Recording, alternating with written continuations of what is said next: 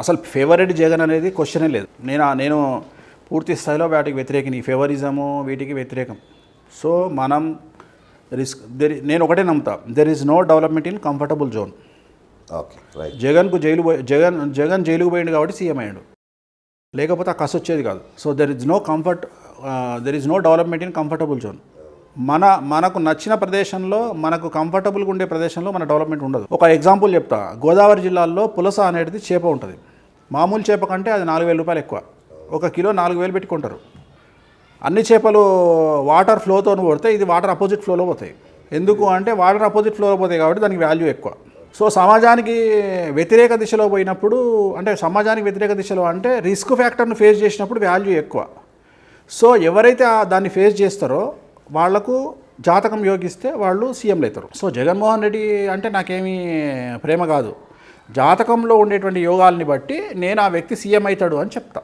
అంతే తప్ప ఆ వ్యక్తి మీద నాకు వ్యతిరేకత కానీ, ద్వేషం కానీ, ప్రేమ కానీ ఉండదు. అది పవన్ కళ్యాణ్ అయినా సరే, లేకపోతే ఇంకొక వ్యక్తి అయినా సరే. పవన్ కళ్యాణ్కు సంబంధించి సుస్వాగతం అనే సినిమా, బంగారం అనే సినిమా, ఇంకోటి రాశి ప్లస్ పవన్ కళ్యాణ్ చేసారు ఒక సినిమా, ముత్యాల సుబ్బయ్య గారు డైరెక్టరు, గోకులంలో సీత, ఇవన్నీ నేనే ముహూర్తం పెట్టిన. సో పవన్ కళ్యాణ్ గారు నాకు బాగా తెలుసు. అంత మాత్రాన నేను పవన్ కళ్యాణ్ గారు తెలుసు అని నెగిటివ్గా మాట్లాడను, లేదా పాజిటివ్గా మాట్లాడను. సో ఆయన జాతకంలో యోగం ఏది ఉంటే అది మాట్లాడతా. సో చంద్రబాబు నాయుడు ఇప్పుడు కేసీఆర్ గారి గురించి మాట్లాడుకున్నప్పుడు యాజ్గా చంద్రబాబు నాయుడు గురించి మాట్లాడాలి. ఎందుకంటే కేసీఆర్ గారిది ఆశ్లేష నక్షత్రం కర్కాటక రాశి అయితే చంద్రబాబు నాయుడు గారిది పుష్యమి నక్షత్రం కర్కాటక. మరి సేమ్ రాశి అన్నప్పుడు ఇక్కడ ఈయనకు వేరే ఫలితాలు, ఆయనకు వేరే ఫలితాలు ఎందుకు వస్తాయి? సో ఇద్దరికి ఒకటే ఫలితాలు వస్తాయి. అందుకని చంద్రబాబు గారికి, కేసీఆర్ గారికి సేమ్ సమస్యలు ఉంటాయి. ఆరోగ్యపరమైన సమస్యలు లేదా న్యాయపరమైన చిక్కులు, ఈ రెండు ఉంటాయి. ఇద్దరికీ ఉంటాయి, ఇద్దరికీ యాస్టీస్గా ఉంటాయి. అంతే. 24 అంటే టైం ఎక్కువ అవుతుంది. ఇప్పుడు నేను ఒకటే చెప్తున్నా, బీజేపీ, టీడీపీ, జనసేన 3 కలిస్తే జగన్కి ఎఫెక్ట్ అవుతుంది, లేకపోతే ఎఫెక్ట్ కాదు. సింపుల్. సో నాకున్న అవగాహన ప్రకారం జాతకరీత్యా తీసుకుంటే బీజేపీ సపరేట్గా పోటీ చేస్తుంది, జనసేన టీడీపీ కలిసి పోటీ చేస్తాయి, వైసీపీ సపరేట్గా పోటీ చేస్తుంది.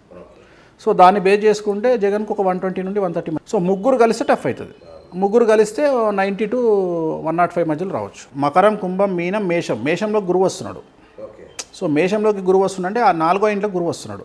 సో పవన్ కళ్యాణ్లో అగ్రెసివ్నెస్ ఉంటుంది. రెండవది, పవన్ కళ్యాణ్ గారి చేతికి నాగుమ్మం పెట్టుకున్నారు.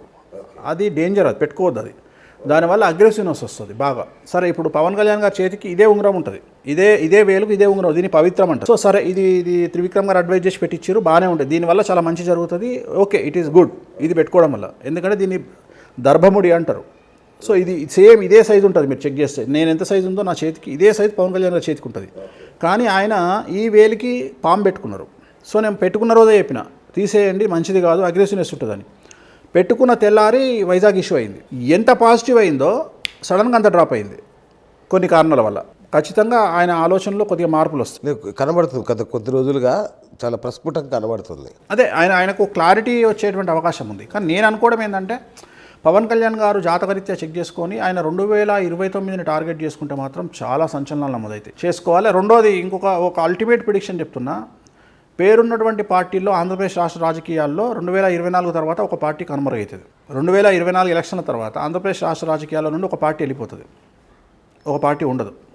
పెద్ద పార్టీలు చెప్తున్నా, చిన్న పార్టీలు చెప్పట్లేదు నేను, పెద్ద పార్టీలు చెప్తున్నా. పెద్ద పార్టీలు ఇప్పుడు 5 ఉన్నాయి, 5 ఒక పార్టీ కనుమరుగవుతుంది. అది ఏదైనా కావచ్చు.